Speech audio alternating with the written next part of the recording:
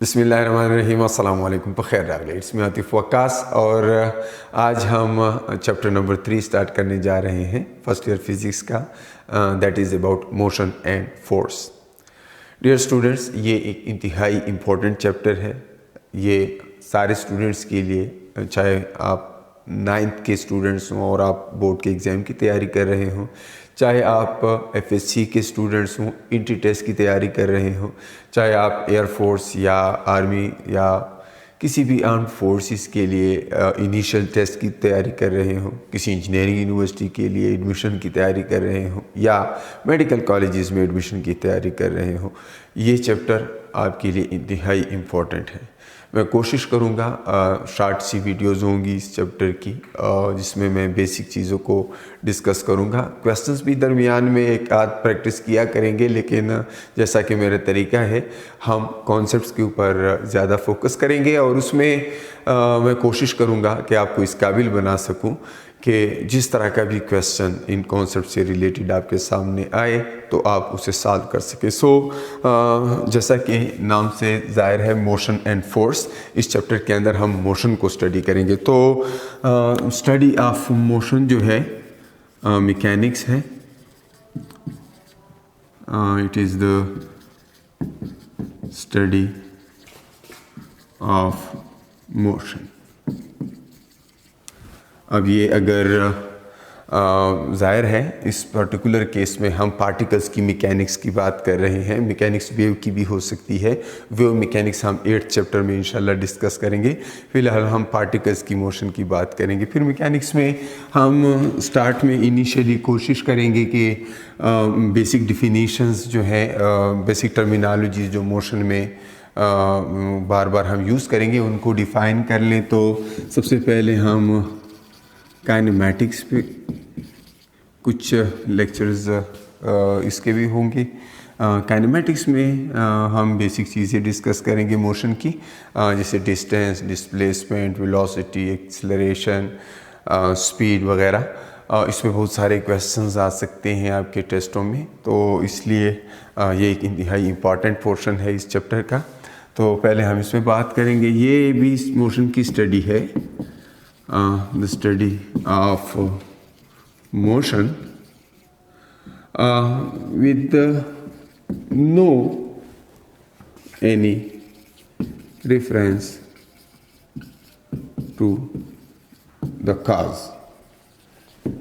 यानी इसमें हम मोशन की स्टडी करेंगे, डिस्टेंस, डिस्प्लेसमेंट, वेलोसिटी, एक्सेलरेशन वगैरह, लेकिन ये नहीं डिस्कस करेंगे कि एक्सेलरेशन किस वजह से हो रही है या मोशन का काज क्या है। जस्ट मोशन की मुख्तलिफ टर्मिनोलॉजीज़ हम इसमें डिस्क्राइब करेंगे और कांस्टेंट एक्सेलरेशन की जो इक्वेशंस हैं 2-3, उस पे क्वेश्चंस भी सॉल्व करेंगे। तो वो सारी चीज़ें इसमें डिस्कस करेंगे, लेकिन हम इसमें ये नहीं देखेंगे कि वो जो एक्सेलरेशन है वो किस वजह से। So we would not be discussing the cause of motion in kinematics. And then we move to dynamics. And जैसा कि मैंने कहा, इस चैप्टर के अंदर हम पार्टिकल्स की डायनामिक्स की बात करेंगे। फ्लूइड डायनामिक्स भी है, तो वो आगे जाकर हम 6th चैप्टर में देखेंगे, लेकिन यहाँ पर हम पार्टिकल्स की मोशन की स्टडी करेंगे। लेकिन इसमें हम काज का भी साथ में ज़िक्र करेंगे, जैसे न्यूटन लाज हैं, एक्सेलरेशन का वो काज बताते हैं कि फोर्स लगती है तो बॉडी जो है एक्सेलरेट हो जाती है। तो इसमें हम वो चीज़ें डिस्कस करेंगे। So it is the study of motion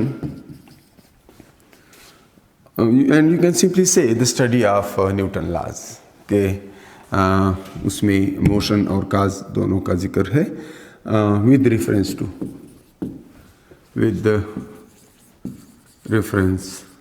to the cause, यानी फोर्सेस का भी साथ में जिक्र होगा। तो डायनामिक्स में हम वो देखेंगे।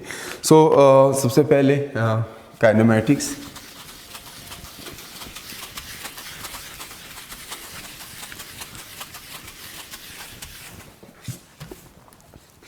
काइनेमैटिक्स में सबसे पहले मैं मोशन को डिफ़ाइन करूँगा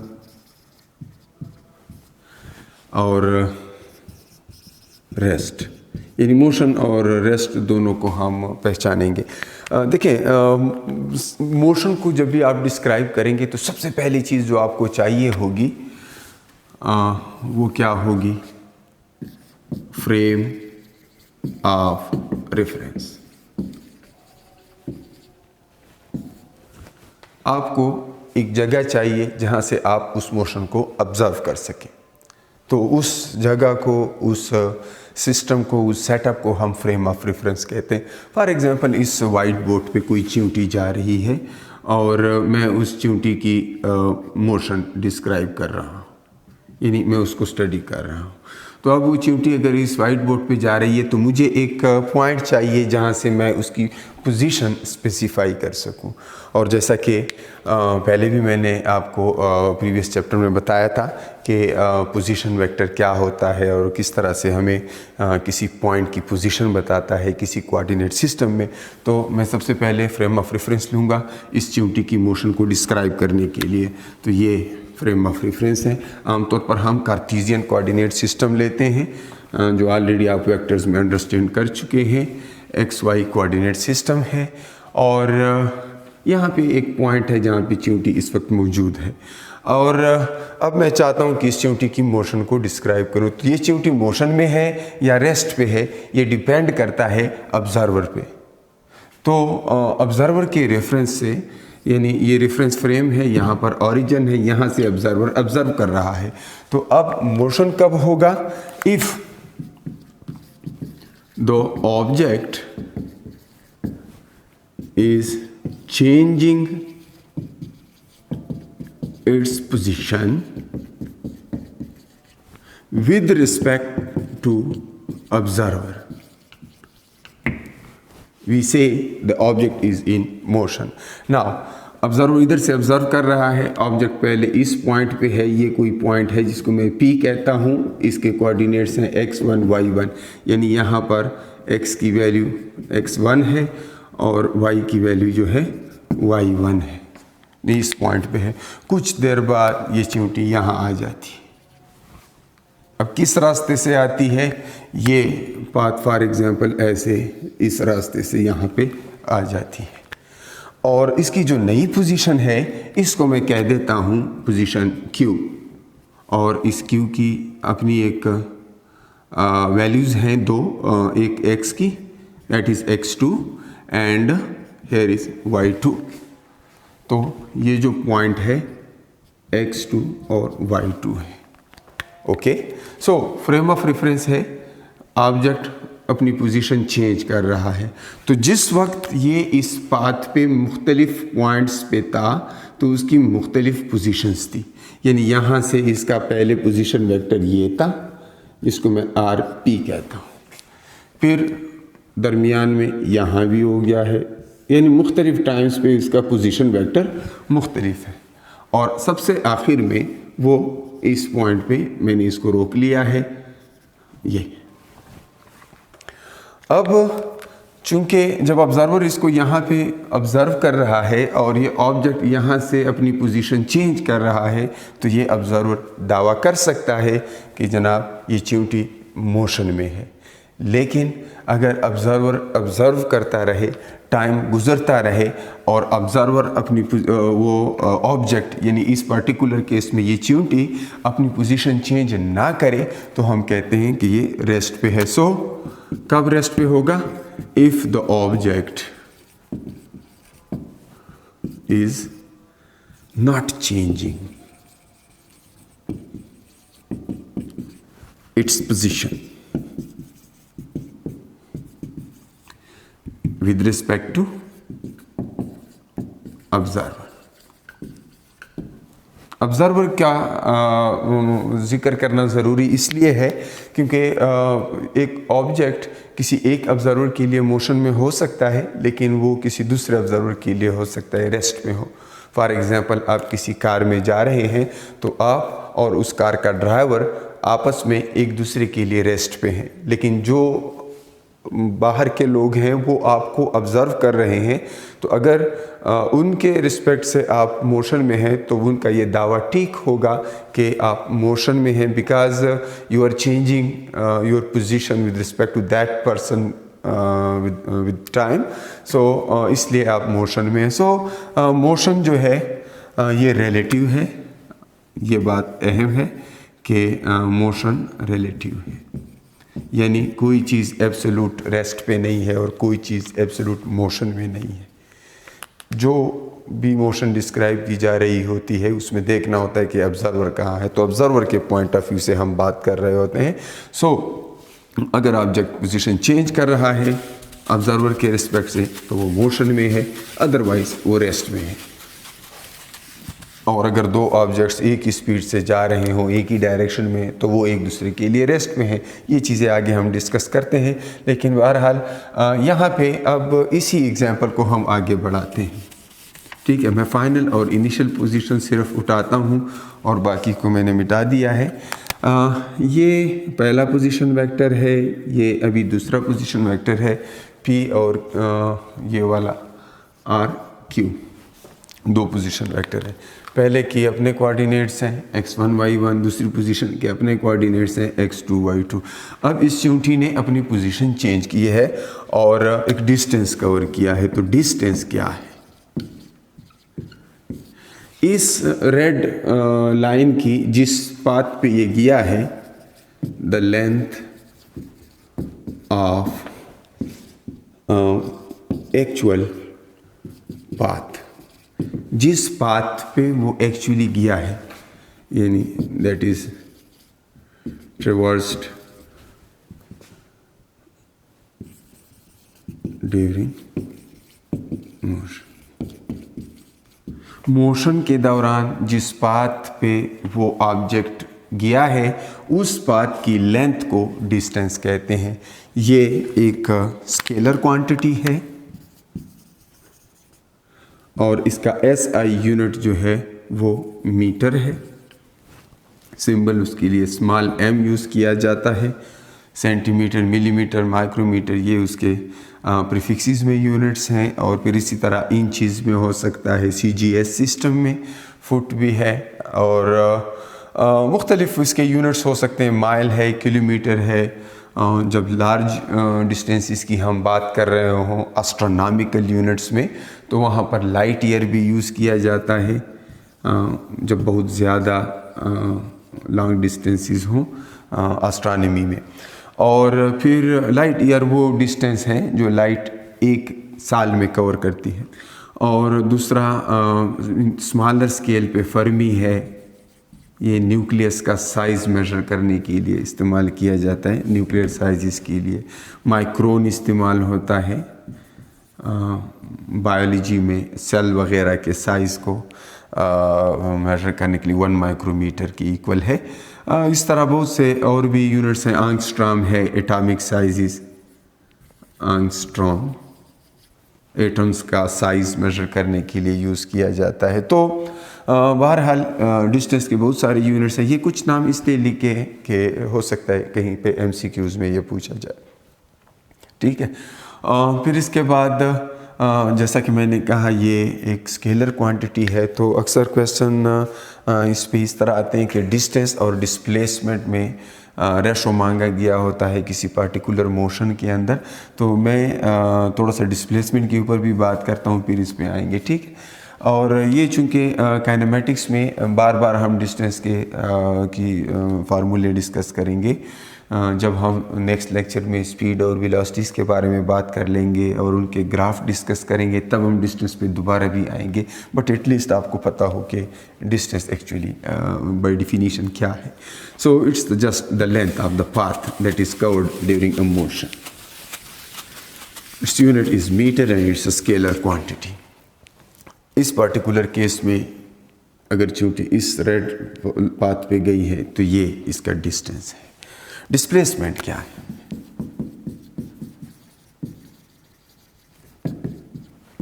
डिस्प्लेसमेंट एक वेक्टर क्वांटिटी है, और अगर मैं इसकी इनिशियल पोजीशन से लेकर इसकी फाइनल पोजीशन तक एक वेक्टर ड्रा करूं तो ये वेक्टर जो है ये डिस्प्लेसमेंट है। इस पार्टिकुलर केस में मैंने इसको डेल्टा आर से रिप्रेजेंट किया, it's a vector. So the shortest directed distance between two points is called displacement. It is a vector quantity and इसका भी यूनिट जो है मीटर ही है, SI यूनिट मीटर। मैंने लिखा है शॉर्टेस्ट डायरेक्टेड डिस्टेंस, ये भी डिस्टेंस है, यूनिट मीटर में है, लेकिन ये वेक्टर है क्योंकि ये डायरेक्टेड है। ये स्टार्टिंग पॉइंट से एंड पॉइंट तक होता है। अगर यहाँ से मैं इसको मैथमेटिकली डिफाइन कर दूँ, इस पार्टिकुलर केस में डिस्प्लेसमेंट क्या है? डिस्प्लेसमेंट का मतलब है delta R is position vector of final point. Final point R Q है, फाइनल पॉइंट का position vector, minus position vector of initial point. इन दोनों के डिफरेंस से जो वेक्टर हमें मिलता है दैट इज डिस्प्लेसमेंट वेक्टर। इस पर्टिकुलर केस में आप देख सकते हैं, अगर आप head to tail rule understand कर चुके हैं, प्रीवियसली हमने डिस्कस किया था। देखिए ये एक वेक्टर है यहाँ तक आरपी, फिर from the head of first vector it is second vector delta R, यानी आरपी के हेड में हमने डेल्टा आर ऐड किया तो क्या मिला? रिजल्टेंट की पहचान क्या थी? एक साइड पे दो हेड, एक साइड पे दो टेल, तो ये दोनों मिलकर हमें आर क्यू देते हैं, that is resultant. And from there you can see R P उधर चला जाएगा और हमें क्या मिलेगा? Delta R is equal to R Q minus R P, यानी position vector of final point minus position vector of initial point. इससे आपको डिस्प्लेसमेंट मिलेगी। सो अक्सर क्वेश्चंस इस तरह के नज़र से गुजरे हैं। फॉर एग्जांपल ये ऑब्जेक्ट कोई पॉइंट ए है, ये पॉइंट बी है, और वो कह देते हैं कि an object moves from point A to B along the arc AB। Arc AB के रास्ते एक ऑब्जेक्ट यहाँ तक गया है और आपसे कहा जाता है the ratio of distance to displacement बताएं। इसकी डिस्टेंस और डिस्प्लेसमेंट के दरमियान रेशो बताएं। सो डिस्टेंस इस पाथ की लेंथ है और डिस्प्लेसमेंट यहाँ से यहाँ तक डायरेक्ट डिस्प्लेसमेंट है। अब इन दोनों का हमें कैसे पता चलेगा? रेडियस गिवन होगा, या अगर गिवन नहीं है तो आप आर लिखेंगे।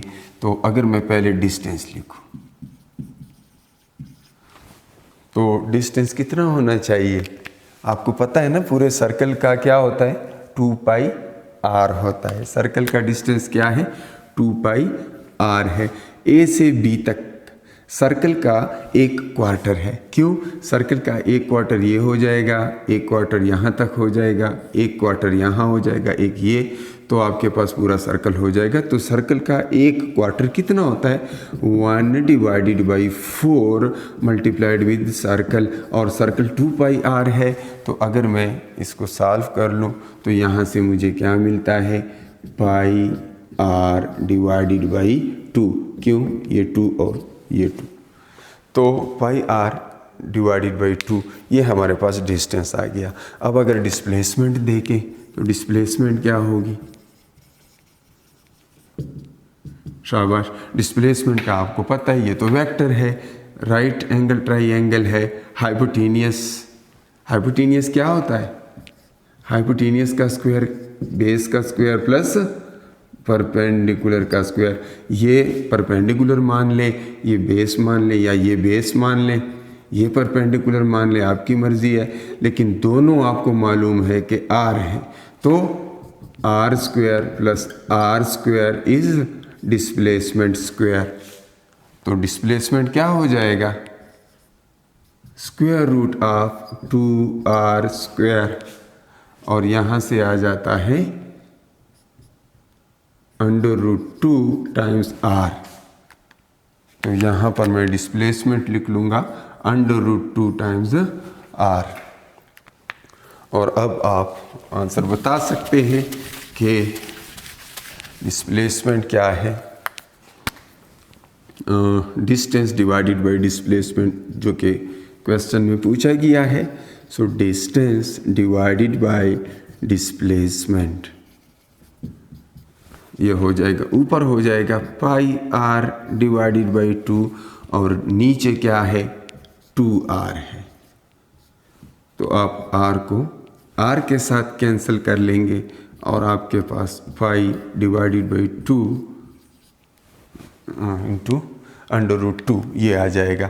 तो ये ऑप्शंस में लाजमी तौर पे मौजूद होगा, या इस तरह लिखा होगा या इस तरह लिखा होगा,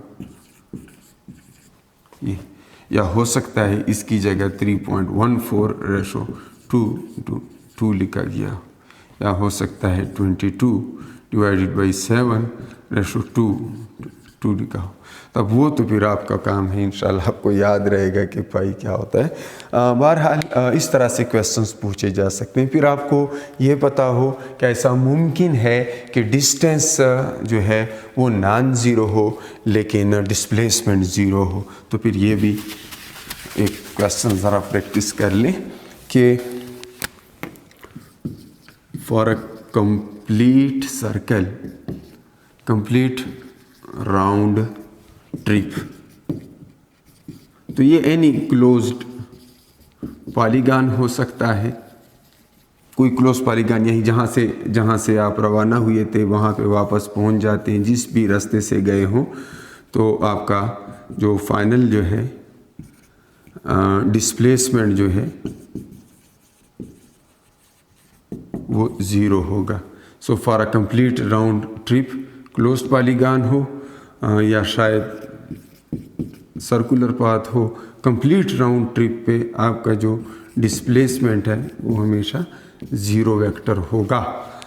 ये ज़ीरो वेक्टर होगा, ये याद रहे। ये सर्कुलर पाथ भी हो सकता है, ये ऐसे भी हो सकता है कि एक कंप्लीट वाइब्रेशन हो, यानी ऑब्जेक्ट जो है नॉर्थ की तरफ जाए और फिर साउथ की तरफ आए, तो ऐसा भी हो सकता है, वाइब्रेशन भी हो सकती है, अप डाउन मोशन भी हो सकता है। जब भी स्टार्टिंग पॉइंट पे दोबारा आए, जहाँ से शुरू किया था वहाँ पे वापस आए, डिस्प्लेसमेंट हमेशा ज़ीरो होगा, लेकिन डिस्टेंस ज़ीरो नहीं होगा।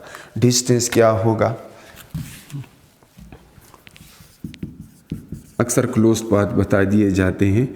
सो कम से कम आपको सर्कल का पता हो 2πr, और फिर आपको वाइब्रेशन का पता हो। एक पूरी वाइब्रेशन के अंदर क्या होते हैं 4 times the x not is amplitude. ये आगे जाकर फिर हम डिस्कस करेंगे, लेकिन आपको पता हो कि एक पूरी वाइब्रेशन के अंदर 4 दफ़ा एम्पलीट्यूड कवर होता है, ये डिस्टेंस होता है। और डिस्प्लेसमेंट जो है, अगर मैं वाइब्रेशन की बात करूं,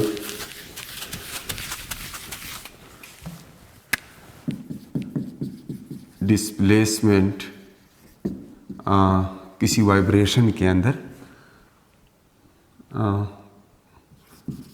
फुल वाइब्रेशन हो तो वो हमेशा ज़ीरो होती है, ज़ीरो वेक्टर होता है। लेकिन हाफ वाइब्रेशन हो तो वो ज़ीरो हो भी सकता है। 2 केसेस हैं फिर उसके। नंबर 1, ज़ीरो कब होगा जब मीन से स्टार्ट हो, कहाँ से स्टार्ट हो? मीन पोजीशन से स्टार्ट हो। फॉर एग्जांपल एक मास अटैच टू स्प्रिंग है, यहाँ से स्टार्ट करता है तो यहाँ जाता है एक्सट्रीम तक और दोबारा वापस यहाँ तक आता है, तो फिर डिस्प्लेसमेंट जो है ज़ीरो होता है। लेकिन वो 2 टाइम्स एक्स नाट होता है। एक्स नाट मैंने कहा था एम्पलीट्यूड है यहाँ से यहाँ तक, तो वो 2x नाट कब होगा? जब वो एक्सट्रीम से स्टार्ट करेगा। अगर वो एक्सट्रीम से स्टार्ट करेगा तो फिर यहाँ से यहाँ तक और यहाँ से यहाँ तक उसका हाफ साइकिल होगा, तो एक x नाट ये होगा, एक x नाट ये होगा। तो इस तरह मिलते जुलते क्वेश्चंस आपके सामने आ सकते हैं। और कंप्लीट साइकिल में चूंकि डिस्प्लेसमेंट ज़ीरो होता है तो डिस्टेंस डिवाइडेड बाय डिस्प्लेसमेंट जो है, s डिस्टेंस के लिए मैं यूज़ करता हूँ, d डिस्प्लेसमेंट के लिए यूज़ करता हूँ, तो s/d इन्फिनिटी होगा। कब? जब क्लोज्ड पाथ पे कंप्लीट साइकिल एक पूरा करे, तो फिर s/d इन्फिनिटी होगा, क्योंकि डिस्प्लेसमेंट ज़ीरो होने की वजह से डिनोमिनेटर ज़ीरो होगा तो ये इन्फिनिटी होगा। और d/s वो ज़ीरो होगा, क्योंकि ऊपर ज़ीरो आ जाएगा तो ये ज़ीरो हो जाएगा। और इसके साथ ही मैं आपसे इजाज़त चाहूँगा, क्योंकि मज़ीद बातें हम इंशाल्लाह नेक्स्ट लेक्चर में करेंगे। तब तक के लिए अपना बहुत सारा ख्याल रखिए। दलो अल्लाह पामान।